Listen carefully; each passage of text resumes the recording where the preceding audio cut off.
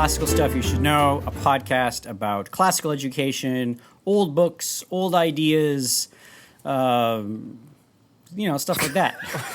Oh my gosh. Clearly out of practice. And we're three No, that's guys. about par for the course. We are clearly unprofessionals. Yeah, sure. We're amateurs in the sense that we are... Say unprofessional. We are Yes. lovers of Yes. the good. We are lovers as amateurs, which is what amateur means. My name is Graham Donaldson, and I am joined with my fellow lovers. Wait, no. No, sir. No, sir. Nope. Rejected. Lovers of literature. Thank you. We got AJ there. Hannenberg Oh, my word. This is terrible. and Thomas Magby. Absolutely not. This is unbelievable. Happy 3-month sabbatical we took. It's been a while. I don't know. Yeah, it's Yeah, been a while. sorry since we've guys. done this. We're back. Do we want to do? We did a longer recap for our Patreon Nah. listeners. Do we want to do a quick recap? I just like what happened? We traveled and couldn't make the schedules work. There's And our now we're recap. back. And now we're back. Here we are. Yep. A we've little been- bit of Norway, a little bit of Cotswolds, a little bit of Oklahoma, a little bit of Washington. But even during the break, we were messaging on Patreon. True. With the If you chat are a going Patreon there. supporter, you still had touch points with us, but Yeah. we have not done an episode in a while. But now we're back as the fall is coming, and you can tell because it's gone from 100 degrees to 97 degrees It feels in Texas. It felt great this morning, right? did feel It was pretty nice this overcast. I think it was in the. But as fall is in the air, our ships are pointed towards productivity. And we are back with episodes in hand and Hannenberg to talk about the sort of duplicitous nature of the podcast, where some of us, sometimes we are hardworking, industrious podcast producers, and other times that we are libertines Wow. going off into the countryside and doing nothing but Taking trips drinking, with our wives. yeah, taking trips with our wives, like the libertines of old. Interesting. Is for our AJ anniversaries. No, is AJ Hannenberg. We're going to be talking about, I think, Dr. Jekyll and Mr. Hyde, which I'm excited for because I've never read it. Yeah, it's great. And so first, let's start with a quiz show. I'm going to be making these questions up on the pod, yeah. on the spot because I'm not prepared for this. it really is. We're back. We're so back. Yeah. This Okay. is So let me get your points up here, Graham and Thomas. cool. Question number 1 is Dr. Jekyll, or is Mr. Hyde larger or smaller or equal to the size of Dr. Jekyll? Larger. Smaller. Point Donaldson. Okay. Interesting. Dr. Jekyll's the evil one, right? Wait. Nope. The other way. Well, that's the That should be your next next question. question. Is Dr. Jekyll Dr. Jekyll's the the normal evil one. or the no, good? he's the good one. Not the good one, but he's like the original guy. I think Dr. Jekyll's evil. Stop. Cool. Great. Oh, my word, that can't be Thanks true. for the freebie. Yeah. No way. I did not deserve that one. What is the name of the main character of the book? Doctor. Dr. Jekyll. Wrong. Both of you. You both lose your points. You're both at 0. Ludicrous McGee. Ludicrous. Ludicrous McGee. Yeah. Maybe this would be easier. What is the profession of the main character, whose name is Mr. Utterson? Mr. Utterson. He works with cows. I don't know. What's he? He is Utterson? Nice. Nice, Thomas. Nailed it. Great Thanks. one. a philologist. A lawyer. Oh. He is a lawyer. You both are terrible at this. That's kind of close. -1. Okay, this is great. Let's see. Okay, can you name at least one crime that Mr. Hyde perpetrates? Fraud. He steals some things. Both misses. Want to try again? Murder. He jaywalks. I actually don't think he jaywalks. He on. does murder, though. That's a point Of for course he Graham. murders. Everyone murders. Nice. Unbelievable. What murder? Okay, I think we'll leave Graham with the win here. Good job, Graham. Proud of you. Wow. Appreciate it. I read this book. It's really short. It's only about 100 pages, so hopefully we can get a full episode out of it. But it is a eminently worthy read. Robert Louis Stevenson is not always my favorite author. He is a little bit verbose and breaks some of the rules of style that I love. But this book is great. It's a great little romp. Like I said, it's only 100 pages. There's not a whole lot of running around. It's just straight to the story. What else did Stevenson write? Is he Robinson Treasure Crusoe? Island? Treasure Island, that's it. Yeah, he did Treasure Island and did Kidnapped. Yeah. Those are like the classic boyhood books, right? Yep. Yeah. So he's great. Definitely worth the read. So I'm going to give you a little bit of background on his life, and then we'll talk through the story, and then we'll approach some of the big questions of the story. So a little bit about the man himself. So he was born in 1850, and he died at the ripe old age of 44. Oh, whoa, jeez. He was born in Edinburgh, Scotland, to a lighthouse engineer and his wife. He had 4 names when he was born: Robert Louis Balfour Stevenson, which is awesome. Wow. At 18, he changed the spelling of Lewis, which used to be Lewis, to Louis, and then dropped the Balfour in 73. Fancy.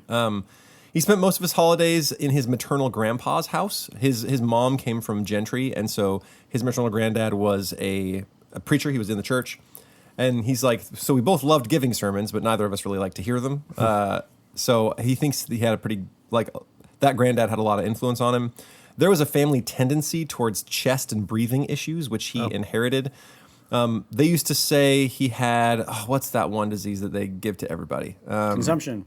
Not consumption. Tuberculosis. That's the one. They Same thought he thing. had tuberculosis. Yeah. Same thing? Yeah. Oh, okay. I think so. I think tuberculosis and consumption are the same thing. Now they think it may have been bronchiectasis, which is an enlargement of parts of the lungs, or sarcoidosis, which is lung lumps.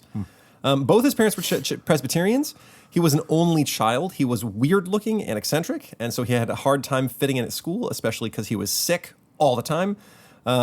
I would give you his entire school history, but it's like he spent 6 weeks at this school and then went home to be taught by tutors. And then he spent I think the longest stint is his high school, which I think is maybe 3 years. And from 13 until university, so maybe 5 years, he went to Robert Thompson's private school. Other than that, he was taught largely by private tutors. He went to the University of Edinburgh to study engineering. His whole family was lighthouse engineers, and he was expected to kind of go into the family business. He had no enthusiasm for engineering. He did not like it. He avoided lectures. He spent his time instead with his debate club and doing drama. So, wow.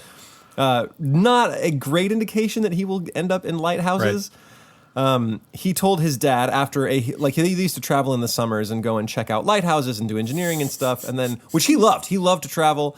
It gave him some great material for writing, and he had written stories a ton when he was a kid. He was just a prolific storyteller.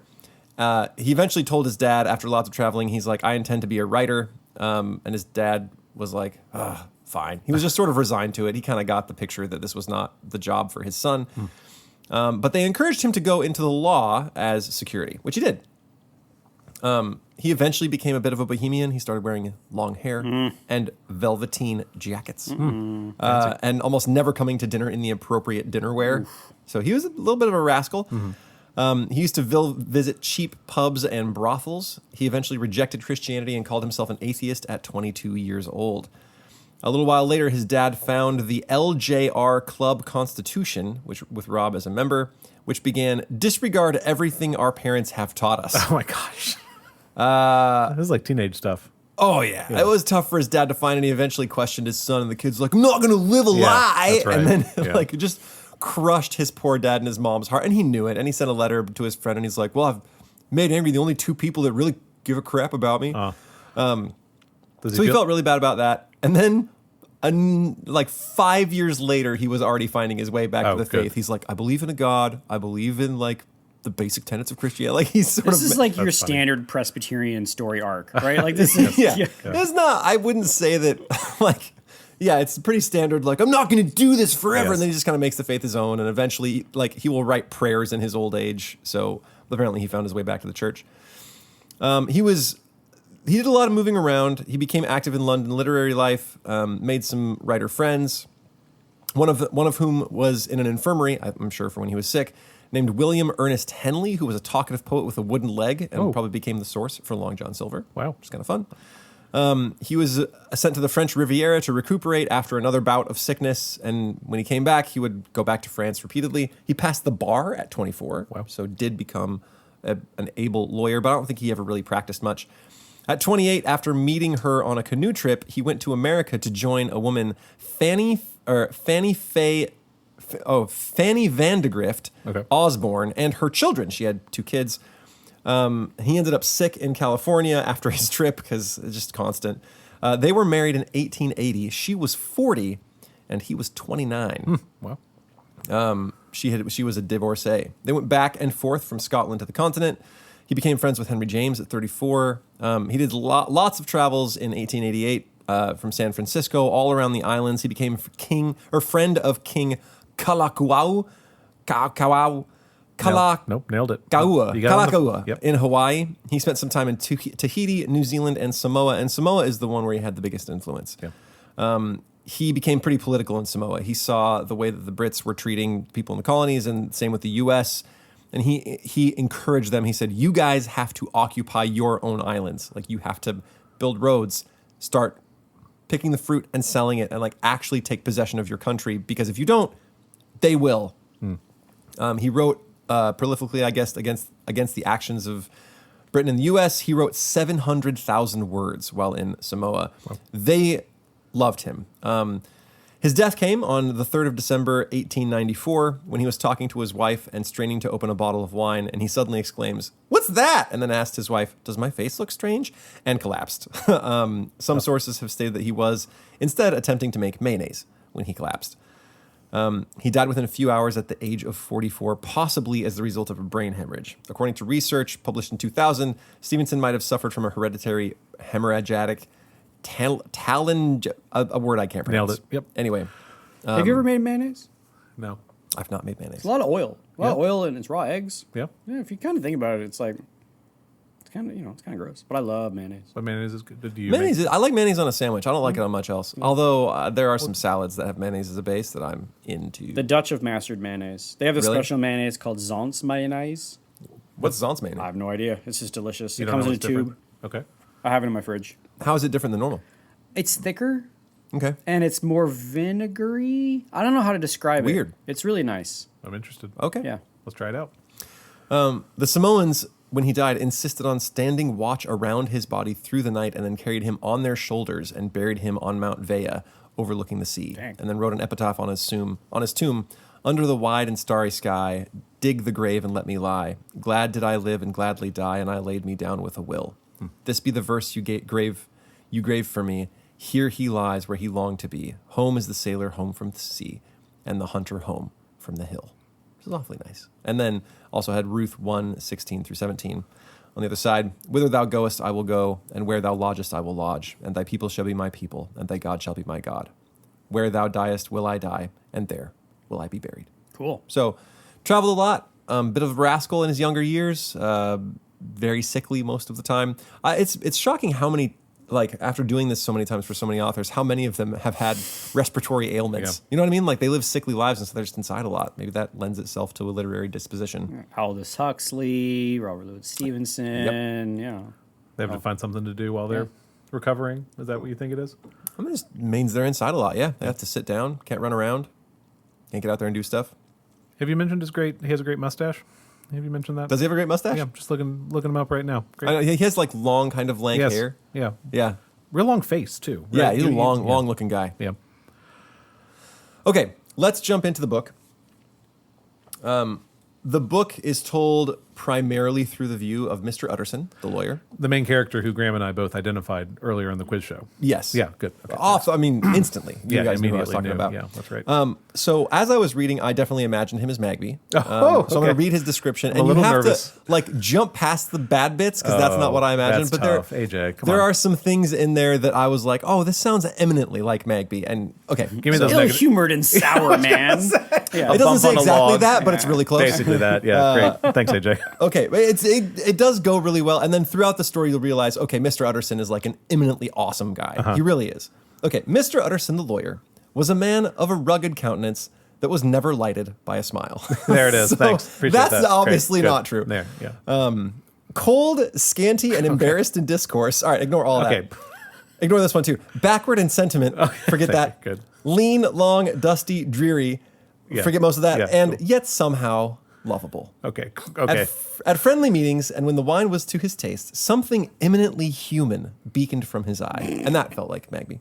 That I need a drink to be friendly? Is that No, You need a drink to be human. like at any friendly meeting, like there's just something like eminently human that Great. comes from a good Magby. Thanks. Cool. Something indeed, which this is again, We're it's in a not- rough spot right now. We're in a rough This is- spot. yeah, It it's does okay. get Just better, I keep- promise. Keep going with it. Yeah. Something indeed which never found its way into his talk, Thank you. Thank you. This is spot on, actually. but which spoke not only in these silent symbols of the after dinner face, but more often and loudly in the acts of his life. He was austere with himself, drank gin when he was alone to mortify his taste for vintages, and though he enjoyed the theater, had not crossed the door of one for some 20 years, which we were just talking about how you haven't seen a movie in 3 years. Yeah. But he had an approved tolerance for others, sometimes wondering almost with envy at the high pressure of spirits involved in their misdeeds, and in any extremity inclined to help rather than to reprove. I incline to Cain's heresy, he used to say quaintly. I let my brother go to the devil in his own way. In this character, it was frequently his fortune to be the last reputable acquaintance and the last good influence in the lives of downgoing men. And to such as these, as long as they came about his chambers, he never marked a shade of change in his demeanor. So he's always kind to all these guys. Yeah. Let's see. No doubt the feat was easy to Mr. Utterson, for he was undemonstrative at the best, and even his friendships seemed to be founded in a similar Catholicism or Catholicity of good nature. It is the mark of a modest man to accept his friendly circle ready-made from the hands of opportunity, and that was the lawyer's way. So, and his affections like ivy were the growth of time. They implied no aptness in the object. So Utterson loves people just because they are around. And you don't even have to be worthy. He just will give his love to you. And it even talks later about how some people, after the party is done, all the friends go home. They love to have him there because just the company of this like sturdy, affable, friendly man was what they wanted. Which I spoke very much. I was like, that sounds like Magby, right? We're having a tough, anyway. Past the first bit, I was going to say, past there's the a lot. beginning, I hear all of the you. he's dreary and never Yes, smiles and yes. stuff, which is obviously false. Yeah. The stuff about him being like steady and kind and the kind of Yes. guy like after dinner that you can like just sit and sort of like drink some wine with and have a good time. That sounded like Magby. And his like character and the strength of him will be borne out through the novel. So does he meets Jekyll or like what? He knows Jekyll. Okay. They're old friends from school. So Really? let's go through the tale. Yeah. The tale starts with our friend Utterson taking a walk with his good friend Enfield, who has very little part to play in this tale. He's primarily a walker. So they walk and they're going down this little lane that has a nice little market. And at one point, there's a building that has a big, broad face of nothing. And it opens into a little courtyard. And there's some houses and stuff that used to be eminent and nice, but aren't really nice anymore. And he says, I've got a weird story about that door. Once I was walking around here and I saw a young man trample a child. Like they were just walking around a corner and the child walks in his way. He just walks straight over the kid like it's nothing and continues on his way. And people are horrified and they chase the man down and they haul him back.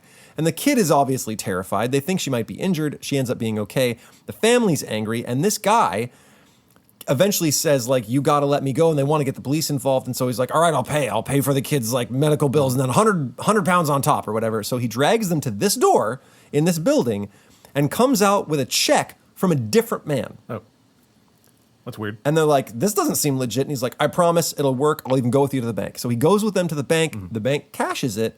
And then the man disappears through the door. Okay. And So this is Jekyll, right? this is Hyde. Oh, yeah, sure. Getting So- money from Jekyll, right? Yeah. So he goes in and then comes out with a check from Jekyll Right. and then leaves. Yeah. And the lawyer recognizes this name because he is friends with Jekyll. In fact, he is the lawyer who drew up Jekyll's will. Jekyll's will is also very strange because in the will it says, in case of my disappearance or death, all of my money shall go directly to Mr. Hyde, and Mr. Hyde can basically assume my life where I left off. My clothes, my things, everything else, everyone should give him the due that they give me, and that is the end of it. He is rightfully kind of horrified about this. So he goes and he visits another friend of theirs, both Jekyll's and Utterson's, named Lanyon. Lanyon does not know this Hyde character. He's like, I don't know him. I haven't even had intercourse with any sort of contact with Jekyll in a while. All of his weird science was freaking me out, and he got a little too flighty for my fancy. So he's like, I'm not. I don't want any part to do with it. So Utterson is like, I got to figure this out. This sounds like really weird and sketchy. It sounds like Hyde has some sort of blackmail against Jekyll, my friend. Right? If his will is going directly to him, he can walk in and get money. Like he must know of something Jekyll has done, and he's holding it over his head. Right. I've got to figure this out. So he waits by the door, and he's like, if he's gonna be Mr. Hyde, I'll be Mr. Find or Search or that's something funny. like that. So he sits there and he waits for this Mr. Hyde, and he finds him. He hears him coming up, and he stops him. And for a while, Hyde kind of hides his face. It's really weird. And he's like, "Would you look at me?" And eventually, Hyde looks up, and Utterson is wigged out. This guy, for some reason, just makes his skin crawl. And there's nothing definite in his face. There's no like weird So all the weird pop culture stuff about Hyde being this like he's basically a cartoon version of the Hulk, right? He's really hairy. He throws stuff. He's got crazy strength. He's like he's huge, right? He's super massive. Not at all. Just a regular guy, kind of knuckly. He has some extra hair, but he just makes your skin crawl, and you don't know why. He just looks like a regular gentleman. So Hyde is described, and Jekyll is not at home. So let me describe Mr. Hyde on page 18. Mr. Hyde was pale and dwarfish. He gave an impression of deformity without any nameable malformation. He had a displeasing smile. He had borne himself to the lawyer with a sort of murderous mixture of timidity and boldness, and he spoke with a husky, whispering, and somewhat broken voice. All these were points against him, but not all of these together could explain the hitherto unknown disgust, loathing, and fear with which Mr. Utterson regarded him. There must be something else, said the perplexed gentleman. There is something more if I could find a name for it. God bless me, this man seems hardly human. Something troglodytic, shall we say? Or can it be the old story of Dr. Fell, which I'm not quite sure what that's a reference to? Or is it the mere radiance of a foul soul that thus transpires through and transfigures its clay continent? The last, I think. For oh, my poor old Harry Jekyll, if ever I read Satan's signature upon a face, it is on that of your new friend. So he goes around to try to see if Jekyll is at home because he recognizes that this building is like nearby, almost attached to Jekyll's house. Right. So he goes and he's like, hey, is Jekyll home? And the staff is like, nope, haven't seen him in a little while. Not home. Got to go somewhere else. Eventually, he goes back and does have a visit with Jekyll. And he says, I don't know what's going on. We got to change your will. We got to solve this business that you're involved in, whatever it is. And Jekyll said, if you knew everything, you wouldn't worry about the will. And to put your mind at ease, I can be rid of Mr. Hyde at any moment I choose, right? I can be rid of him, so it's okay. Like, I'm in no dire distress. Utterson still suspects the blackmail. A little while later, maybe a couple of months, there is a horrible murder in town. The witness was a woman who, with great benevolence toward the city, she said she felt like never a greater love for humankind in general, was sitting at her window looking outside when she saw this wonderful little old man who was walking around like just at nighttime, and he walks up to this stranger and seems to be asking directions or something. The stranger flips out, snaps, and beats the man to death with his cane, which is pretty large and sturdy, and then like stomps upon his bones, and she can like hear them cracking. It's a horrifying murder. Terrible. And then the man flees, and then the cops come up. They find out he's an MP. He is in politics. He's a pretty important person. The old man? Yeah, the old man. The old man's important. The stick is left at the scene, half of the stick, because it breaks in half. Utterson gets involved because there's a card in the old man's pocket that is addressed to him. This man was his client, named Mr. Carew. And so he goes and he sees that the stick that's at the scene, he knows exactly who it belongs to because he gave it to Mr. Jekyll himself. So he knows who that belongs to, and he can't help but suspect it's Mr. Hyde. And he's like, I think I can take it to the place. Well, he learned Mr. Hyde's address when he originally stopped him at that like building. He said, where are you from? And Hyde says, I live in this other place. So he took the police and he leads them to Hyde's place, but it has been ransacked. It is empty. There's nobody there. And the cook is like, I don't know. I hadn't seen him for like 2 months before he showed up yesterday. So I don't know. Who knows when he's going to be back? Yeah. So they are they know that they're not going to find him there. So, of course, Utterson is afraid. He's afraid for Mr. Jekyll. He doesn't know what's going to happen since Mr. Hyde has clearly committed a murder. He goes and visits Jekyll, and Jekyll says, it's okay. I am in no worse the situation. I actually received this letter from Hyde. And he hands him a letter that says, like, I have a sure way of escape. I am sorry for all the undue stress I've caused you, and we have like repaid our debts. Basically, we've cut off contact. I'm leaving. I have a way to escape. And so he is rid of Mr. Hyde, apparently, and this puts Utterson to like a happy position. He feels good about his friend Jekyll. Well, he goes home and has a friend who's hilariously named Mr. Guest. It's good. Yeah. So he has Mr. Guest over for dinner, who's one of his clerks. And they're sitting and drinking wine, and Mr. Guest is an expert in handwriting, and so he says, hey, can I see your little note? So he looks at it, and he's like, hey, do you have anything from Jekyll? Yeah. And he looks at Jekyll's handwriting, and it's exactly the same, except Hyde's is sloped different. It's sloped like another direction. Yeah. So he says, that's awfully sketchy. Seems like it's written by the same person. Right. And so they're just in a weird situation. And then, like, after Hyde leaves, they have 2 months of normalcy from Jekyll. He comes out of his, like, weird seclusion. He starts hosting dinner parties again. He has Lanyon over, the guy who said, basically, I'm done with him. I haven't seen him forever. They were like school buddies again. His face, like, he starts to fill out again. His face is good. He's like doing good around town, being the doctor that he's supposed to be because he is a medical doctor, and he's like the old Jekyll. It's great. Well, that stops abruptly. Once when Mr. Utterson comes by his house, he is rebuffed. He is not at home. He will not see anybody. And that continues to happen 2 or 3 more times. Eventually, he's like, well, if I'm not going to see him, I'm obviously going to go visit Lanyon. And he goes and visits Lanyon, and Lanyon looks like he is on death's door. Lanyon is not okay. He is clearly in a bad way. He's like, what is happening with you? And he kind of asks about what's going on with Jekyll, and Lanyon says, I have had a clean break with Jekyll. I will see the man no more. I would like to speak no more of it. I think I'm going to die soon. Here, and then basically they pass their time, and when Mr. Utterson gets home, he finds a letter from Mr. Lanyon. He opens it up, and inside the little packet is another sealed packet that says only to be opened upon the mysterious disappearance of like Jekyll. Really? Right? So if Jekyll goes away, you can actually read this and not to be messed with otherwise. Utterson is obviously curious, right? Yes. But being the Magby that he is, he respects the man's wishes. I was going to ask. And puts it into his safe. And this is why I'm like, okay, Wait. That's what he says. Yeah. Got to do the right thing. Yeah, got to do the right thing. Right. So he puts it into the safe along with the will, which he has not changed from Jekyll. Right. And he's just worried for his friend. Yeah. So on another just random outing with his buddy Enfield, right, the walker, the guy who told him the story in the first place, they chance by this building, which is actually a surgical theater that Jekyll owns. The lower floor is the surgical theater, and the upper floor is sort of a cabinet, like a living space, where there's drawers and all kinds of things, and they kind of catch Mr. Jekyll's face and his voice, and so they chat with him a bit through the window, and then at the last moment they sort of catch his face, and it looks fully despairing, full of terror. He is looking bad, like real bad, and both men are struck to the heart with how bad Jekyll looks. And then he basically shuts the window and discourse over. And he's just worried for his buddy.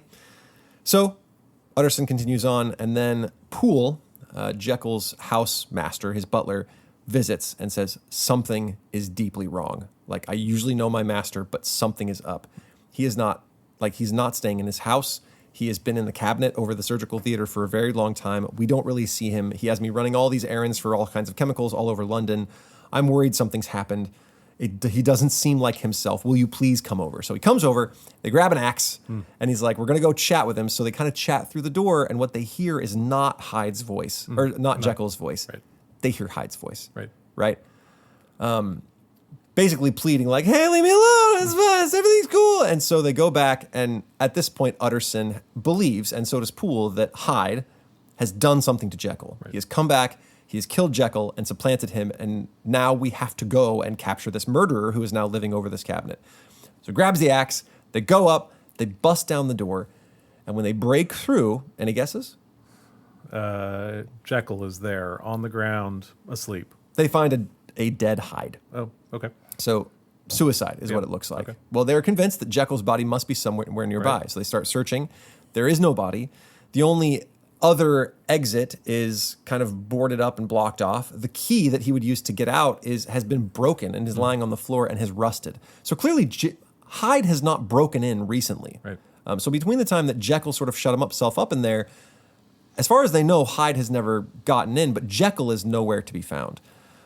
So as they sort of look around, what they find are a couple of papers, and then he begins to read these 2 papers. So there's a couple of them. So I'm going to read you a chunk from one of them. So this is the first paper. My dear Utterson, when this shall fall into your hands, I shall have disappeared. Under what circumstances I have not the penetration to foresee, but my instinct and all the circumstances of my nameless situation tell me that the end is sure and must be early. Go then and first read the narrative which Lanyon warned me he was to place in your hands. And if you care to hear more, turn to the confession of your unworthy and unhappy friend, Henry Jekyll. So he goes home. He pulls out that packet that's in his safe and he reads it. And what Lanyon describes is that one night he's sitting there and he gets a letter from Jekyll in Jekyll's hand that says, I want you to do the following.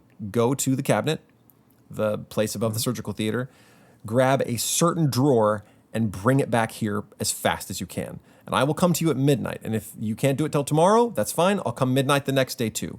Or someone will come at midnight. And you must admit them, even though it might not be me. So, of course, Hyde shows up.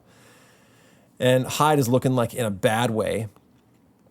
And he says, you can, Lanyon, stay and learn something amazing from which there is no return, or you can like leave the room and keep your sanity. And Lanyon is like, well, I've come this far, I might as well see it. So Hyde mixes his little potion, downs it, and boom, like there we have Jekyll in the flesh.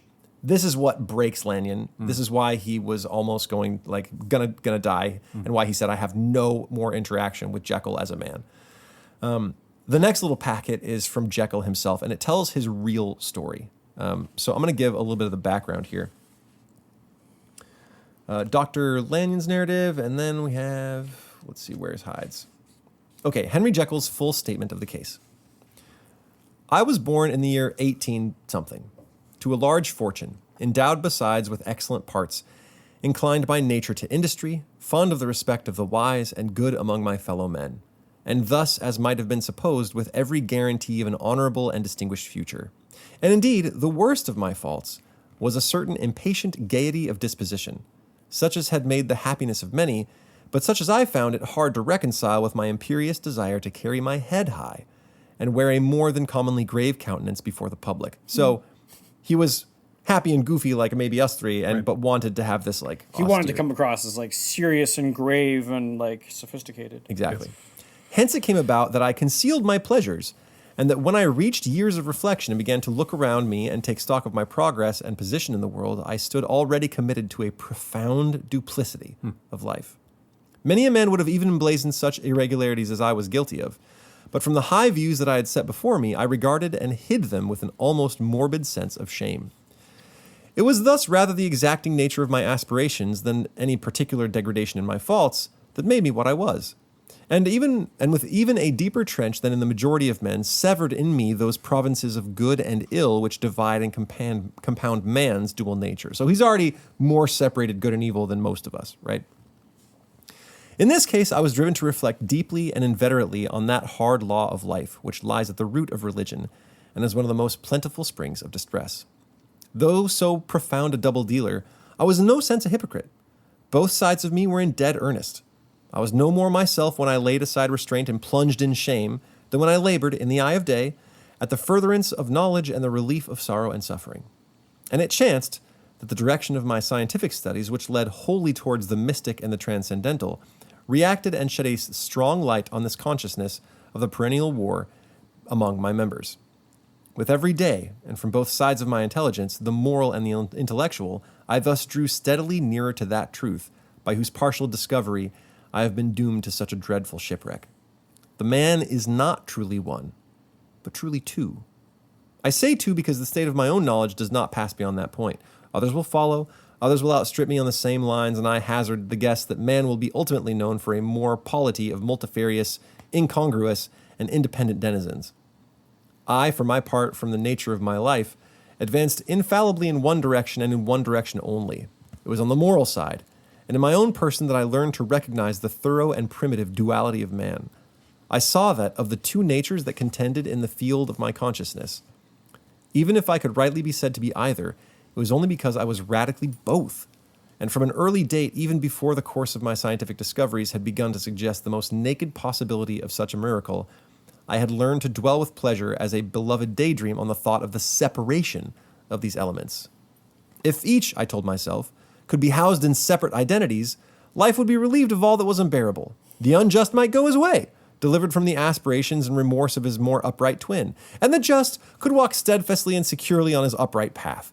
doing the good things in which he found his pleasure, and no longer exposed to disgrace and penitence by the hands of this extraneous evil.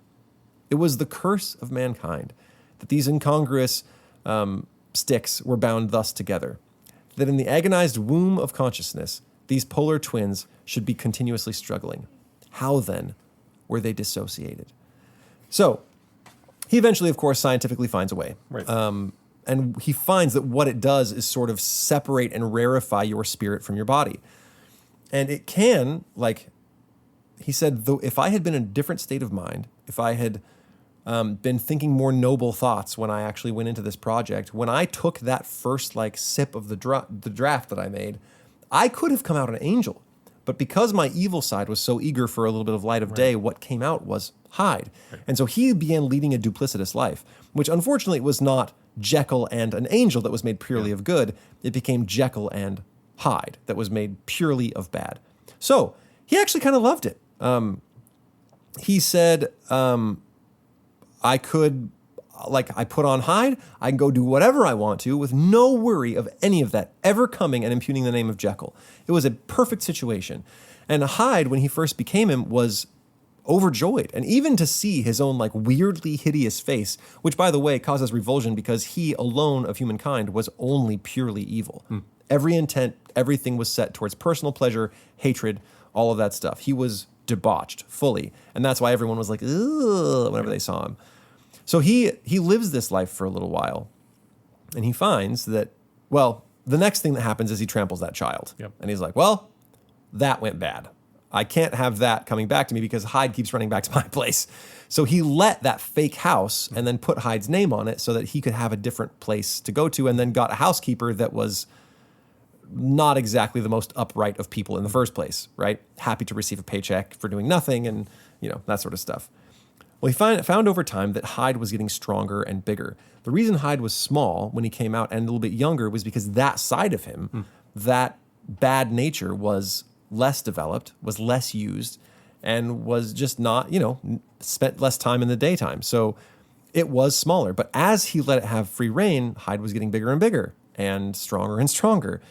And then one day he went to sleep and woke up the next morning as Hyde. When he hadn't taken any chemicals, and he was like, well, this is bad. Yeah. So he had to double the dose to get himself back to normal. And then, as far as I know, it didn't happen again for a little while, but Hyde was getting stronger and stronger, and it was harder and harder to return to Jekyll, sometimes having to triple the dose to undo all of that Jekyllness or all that Hydeness and come back to himself. So he's like, okay, look, I'm at the place where it's getting harder to come back to myself. I'm probably going to have to choose between Hyde and my normal life. So he's like, well, I was a good man. I chose Jekyll. But just like, any good drunk or anybody that's an addict, I had the will, but not the spirit or discipline to actually carry it out. So on one day of temptation, he finally let Hyde come back. And Hyde came out raging because he'd been locked up for so long. And that was the night of the murder, right? So Hyde goes crazy, kills a guy, and then comes back. And Jekyll's like, well, now I can't let Hyde out ever again because he's a wanted murderer. Right. So I'm done with him forever. I will never be Hyde again. He basically swears it. And that's the time when, remember I told you there was a time when Jekyll came out in the sun and he was getting better and he was inviting friends over again. This was that time.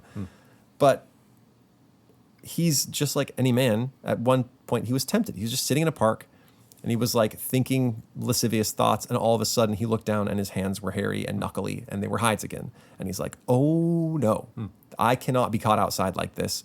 This is terrible." And that was when he involved Lanyon. Right? He basically took himself to a hotel, trying not to kill anybody in the middle of it, and he would randomly, a woman would offer him flowers and he'd punch her in the face. He's just a bad dude. So he gets himself into a hotel, tries to stay out of sight, writes a letter to Lanyon to go and get the supplies from his house, and then goes to Lanyon's place, turns himself back into Jekyll, and then those two are not friends anymore, right? Right. So he goes home. And then the next morning, after becoming Jekyll again, he's Hyde. And so he goes and he takes more stuff. And then 6 hours after that, he's Hyde again. And so he has to keep on taking the salts. The problem is So he has these salts. He's got these things that he has to mix to get himself back to Jekyll.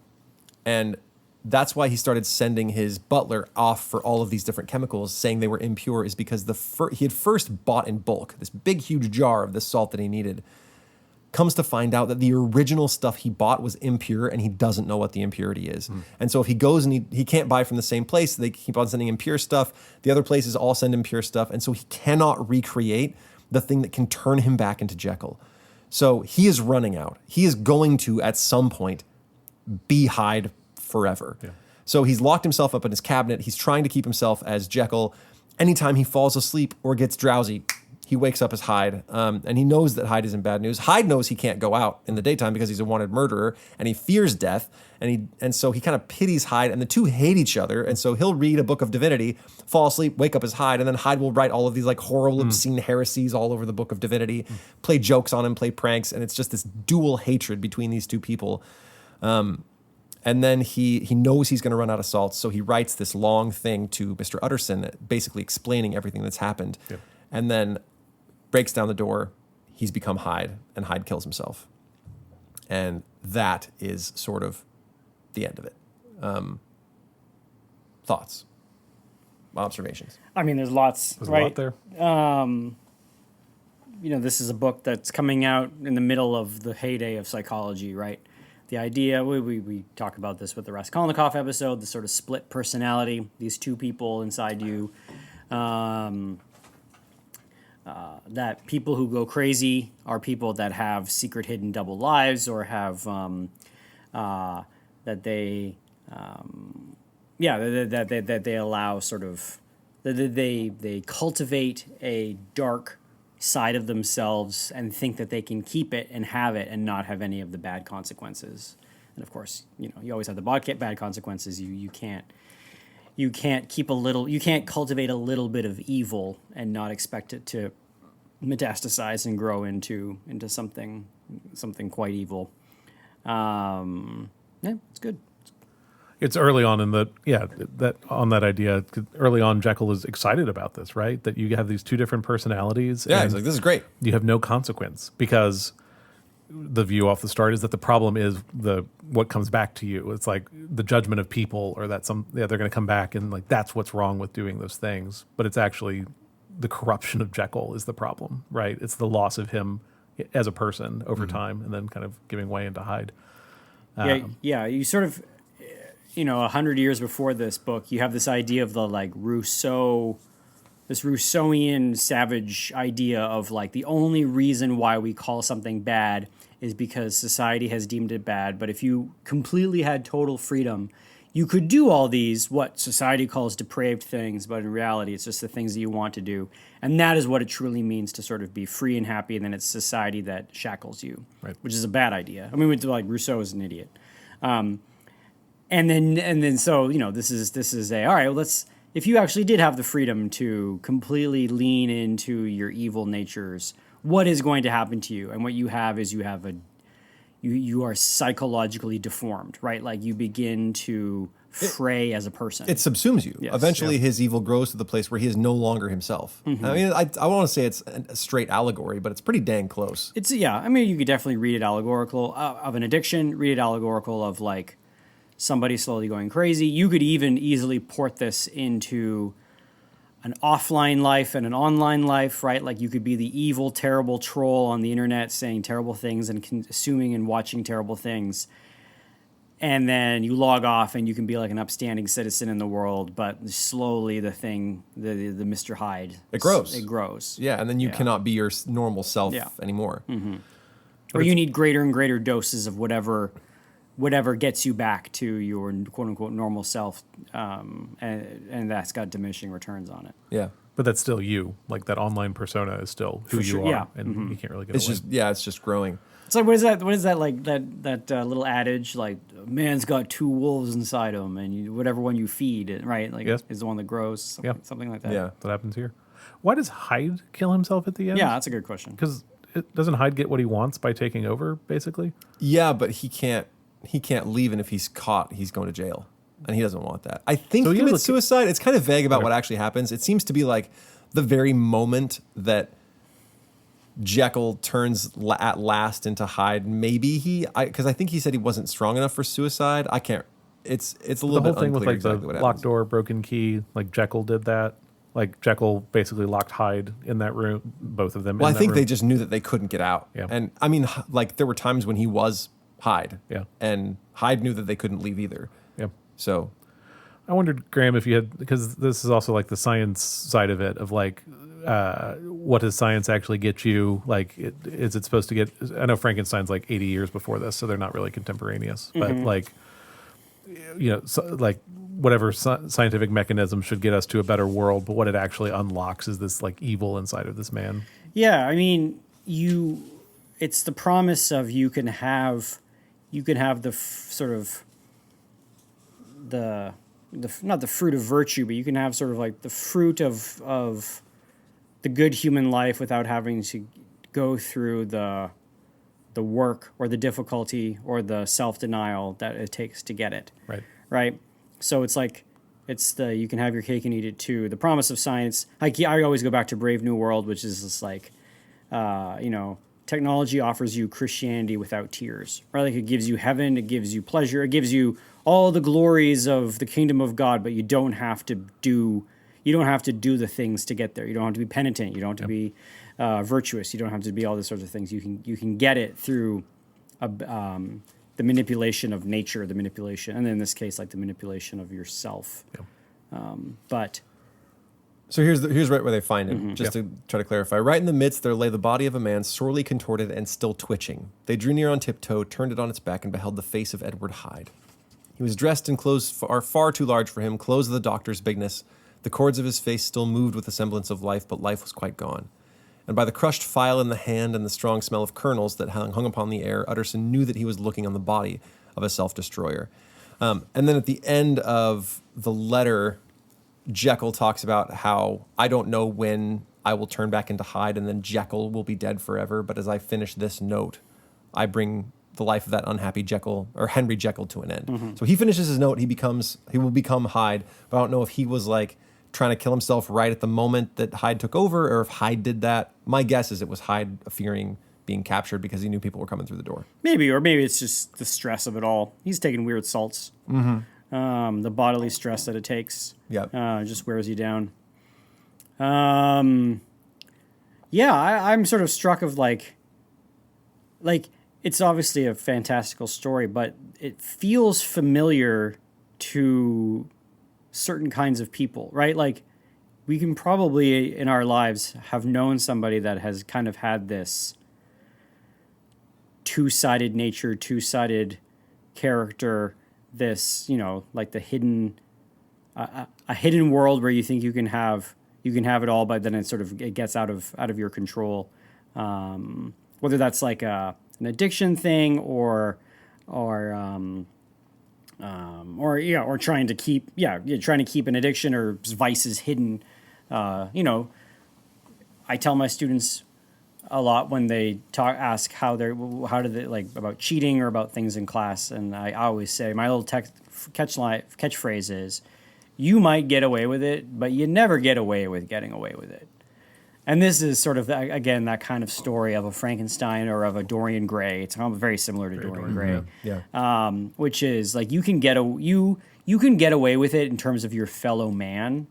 Right, like you may be able to pull a fast one on society or on the cops or on whatever, but like you will never get away with getting away with it. Like it will eat you up inside. It's like in Macbeth, right? Like Macbeth gets away with the murder of all these ghosts, but then like nature itself Revolts against Macbeth, and like he can't sleep and he sees ghosts, and you almost have this like, if mankind is not going to be able to bring justice to injustice, then like the natural world is going to do it, and the man is built in such a way that his conscience is not going to let this person continue to exist because it needs to be destroyed, or else it's evil is its own consequence. Yeah.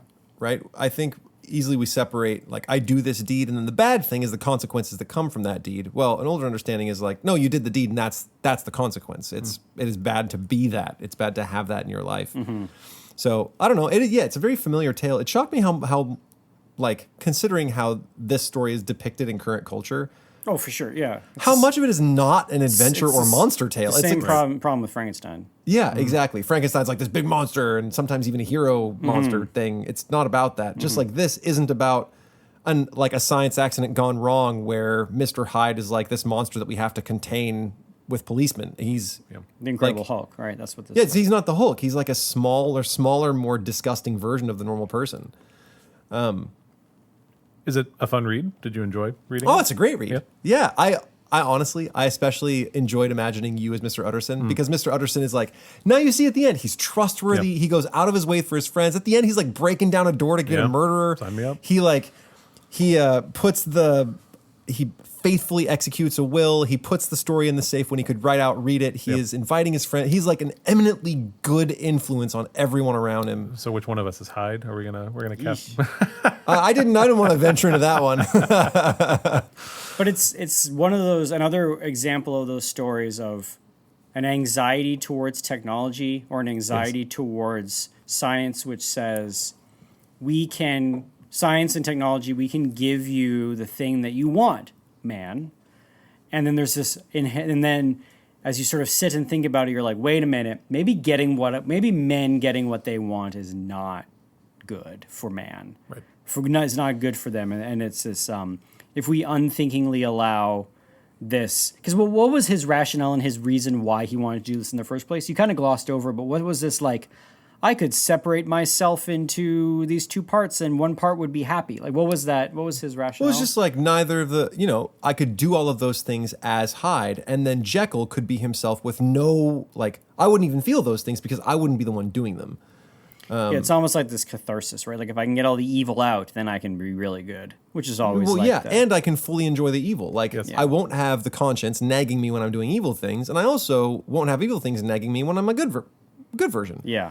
So it's you're wanting to use technology to sort of smooth out the difficulty of living as a moral person, which is you have an appetitive life that is sometimes good and sometimes bad, but it needs to be calibrated by the rational life of saying like, this is good for me, or this is good for society, this is bad for me, this is bad for society. I need to use my willpower to push away this desire that I have, this animal desire that I have that is in fact bad.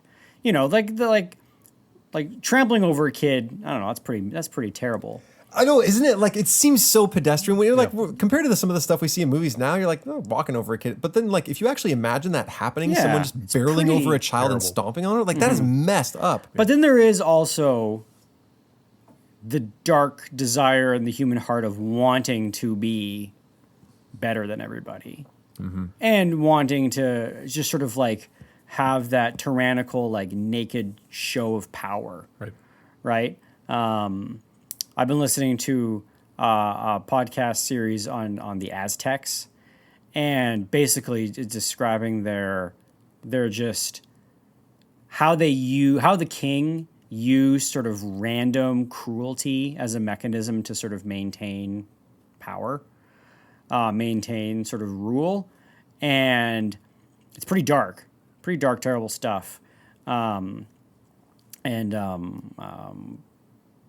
it's there's something like when you have a deformed society or a deformed person, like at some point, you can let that like dark urge take over of like, I just want to be the lord over everybody else and like trample a child. Yep. And so in a weird sense, that's almost like the perfect picture of this sort of like Hyde, like tyranny. Yeah, of that nothing. Anyway, it's nice that British society holds him to account. Like if this was a modern, a modern book, they'd be like, "That's messed up," and they like take a video of him and then put it on TikTok. And then let's cancel this man. But in the moment, we're cowards all. Anyway, it's. I thought it funny that the thing that popped out when he had the chance to be, like, it could have been his good side that comes out. Yeah, explain that again? I don't understand that. So he can basically rarefy himself and remove like become only one of those. If man is primarily two, he can be either good or bad. Yeah. Then this little file lets him become one of those things. And the thing that came out was his evil one. He said if his intentions had been more noble, or if he was a better person, he would have come out an angel. And I was wondering if that was like a little nod towards original sin. I don't even know if that's true. I mean, so if the angel comes out, then what is Jekyll then? Is he evil? So Jekyll is a hybrid. Okay. So the Jekyll and Hyde story isn't good and bad. It's bad and normal Mr. Jekyll, who still has temptations and still wants to do bad things. When he is Hyde, he is just stripped of all of his goodness. Like, he didn't end up having both. He ended up just getting the evil one. And that was it. And it's funny to me that the science, he says, my experiments tended toward the mystical and... esoteric or whatever. What was it? Mystical and like spiritual. And I was like, that isn't even a division of science anymore. Yeah, I guess that's always like it's the wizard in the tower's dream, right? Is that you can actually use the ring for good. Or you can use the salts and you will get the angel come out. I suspect you never will. I don't think you get the angel. I don't think it sounds like he didn't expect that after the first time also. Oh, after the first time, I think it was like cemented. He enjoyed it. Like, that's what he wanted, right? Yeah. I mean, he wanted to have free... When he did it, he was like, I want to be rid of the evil that I have. No, he was like, I want to entertain the evil that I have. So Jekyll is aware of what Hyde is doing? I think vaguely. Okay. Yes. And I think he's just kind of hidden in there. Because even when he wakes up as Hyde, he knows, he's like, oh no, both are him. Yeah. It's just him stripped of his conscience or him like incorporated. Like you have these stories, or at least this motif pops up a lot in stories, and that is when you are given the anonymity, mankind sort of devolves into something terrible. So like in Plato, the guy who finds the ring that turns invisible, he doesn't go and like do nice deeds to people. No, he goes horrible, and like spies on naked women and stuff. And he like murders and all kills this kind her of husband, stuff. right? Kills her husband. When you can turn yourself into Mr. Hyde and no one knows you are an anonymous person, you do terrible things. And it also has a deforming effect on the user. Like I just can't help but think about like people talk about we sort of live in a mental health crisis, or people depression rates are through the roof. And that is often, and I think rightly so, linked to technology use. And what does technology have with this? It has that ability to be anonymous, ability to set up an avatar, ability to not have to be accountable. And no wonder like people who are like overly online end up getting into this like personal deformation place. Like in the real world, they are split and manic or deformed. I don't mean deformed like physically. I mean like they have these split personalities. The ways of interacting online are not the ways that do not work in the ways that you interact in the real world. And there are just people that can't bridge that gap, and then get like agoraphobia or anxieties for being in crowds and all this kind of stuff. Like it's bad. Yeah, that time online does not prepare you for quote unquote real world or physical world. But it promises you all of the pleasures without the consequences. Yep. Have I ever told you my favorite? I think I have. My favorite Would You Rather? It's another thing about like the ring of invisibility, how it turns you bad. So it came from a conversation I had with a girl when I was in college. We ended up spending like 4 hours talking about it. But here's the Would You Rather. Would you rather get brand new socks every morning? And they can be any kind of socks. If it's a warm day, they could be a little bit chilly. If it's a cold day, they could be warmed. They could be fuzzy, they could be long, they could be like no show. Whatever you need that day are the socks that show up in your drawer. Okay. And if you want to keep them, they hang around. If you don't want to keep them, they'll disappear. You're never going to be like burdened by an overwhelming like influx of socks. 365 pairs of socks at the end of the year. Yeah, exactly. They'll disappear if you don't want them, but if you're like, ooh, I loved those socks, I want that specific pair because of a memory to hang around, they will. Okay, so best case scenario, 4 socks. Great. Or you're a shapeshifter. And you're a shapeshifter that can shapeshift into Literally anything. You can change your atoms at their molecular structure. You can become like older, younger. You can become a different material. The only caveat is that you have to know something about the thing you're changing into. So you want to be an airplane, you have to read a book about airplanes. But once you do it once, it's muscle memory, right? If you want to be a hawk, read a book about hawks. You want to be the moon, you got to read about planetary stuff just a little bit. But beyond that first step, you can do it again and again.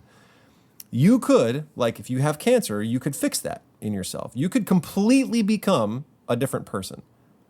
So which would you choose? It has to be the shapeshifter, right?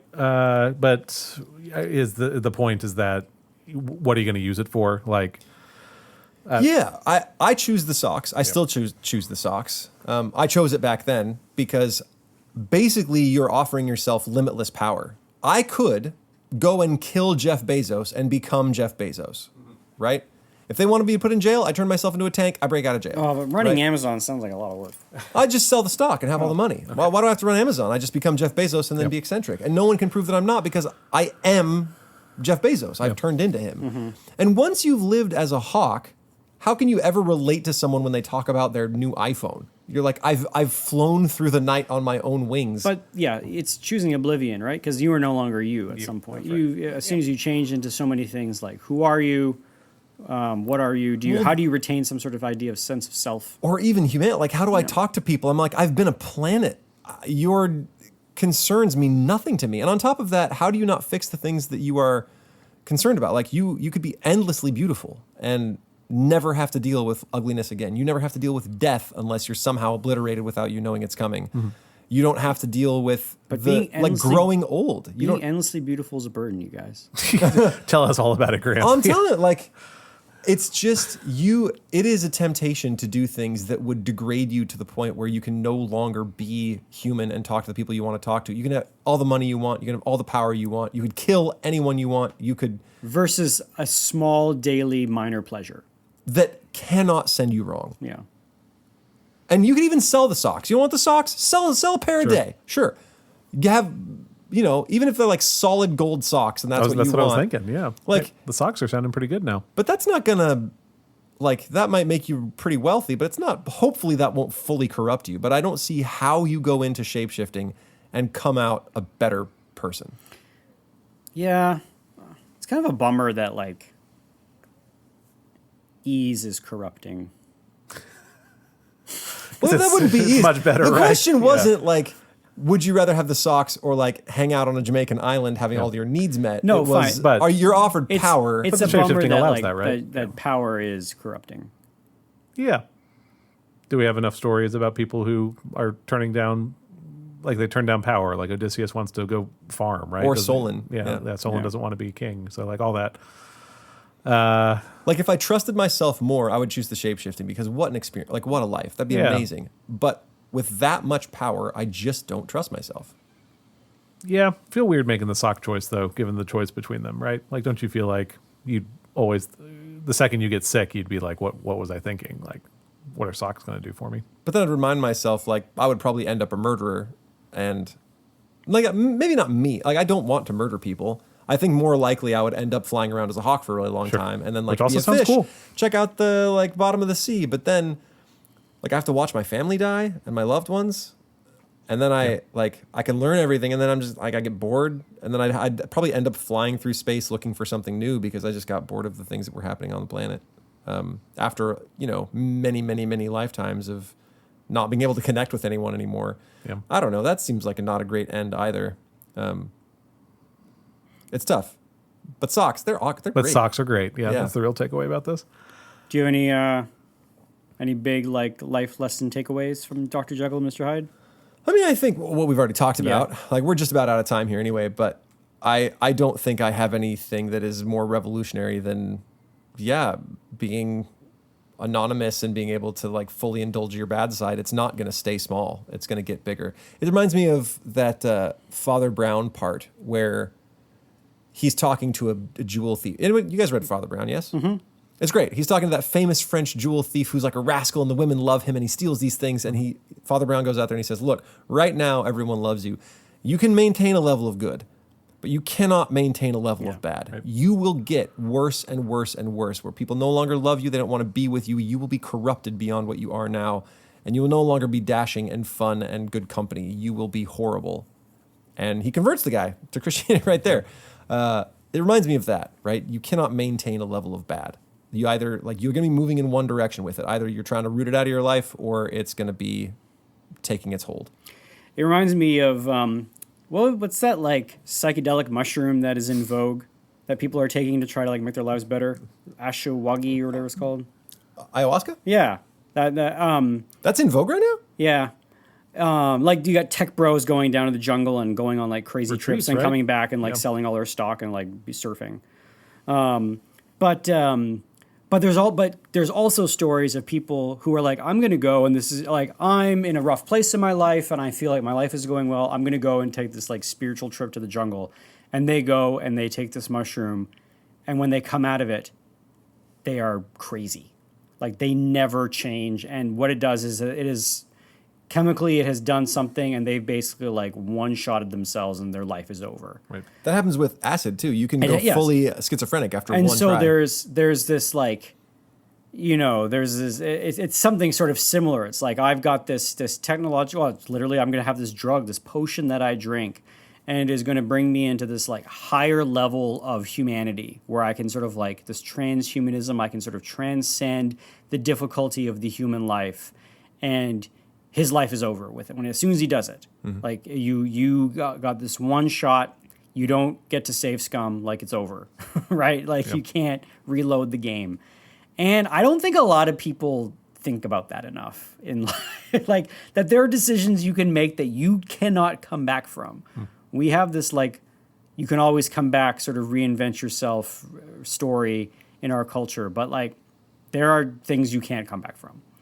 And I don't know. Are you thinking of something beyond the kind of chemical examples? Oh, I'm even thinking of, the like drunk driving and you kill somebody. There's always those sorts of stories. But I think, like, I do wonder about like the technological uses on children, and like there's even people are starting to get the stories coming out about like people's relationships with chatbots and like developmental stages and all this kind of stuff. Like, we could actually get to the point where we've like pretty much brain rotted an entire generation of kids that could be quite angry by the time they're like 35 and realizing my life got this huge headwind against it because the generation before me did not care about safeguards. We cared about something else.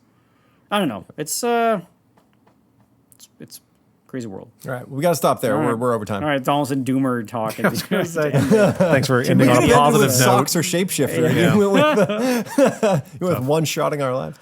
I think. So this has been another cheerful episode of Classical Stuff You Should Know. Welcome back with Graham, to us. Thomas, Yeah. and AJ.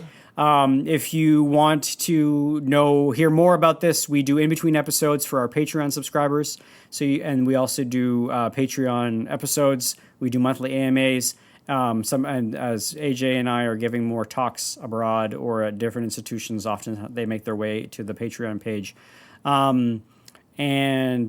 For a while we had an oracle that gave sage advice, but no one asked for advice. Yeah, the Oracle hasn't happened. Oh, is there just one post people are supposed to go to? Yeah. We might need to like. Oh, no, I mean, I did like a monthly post. Okay. Or the Oracle did a monthly Do you post. still do that? I could. Anyway, Anyway, the Oracle could. if you want the Oracle back, hit us up in chat on the old Patreon, and we'll bring the Oracle back. Otherwise, you can email us at theguys@classicalstuff.net, or you can find us on Twitter at CLSS. I don't know where you can find us on Twitter. Cool school stuff. Google it, man. Yeah, just Google it. Yeah. There's Spend more time on the internet. Yeah. And we love you, but put your phones down and go outside. Have some Touch a little grass. Yeah. Just go for a walk. Just don't care what the world thinks. Bye. Bye.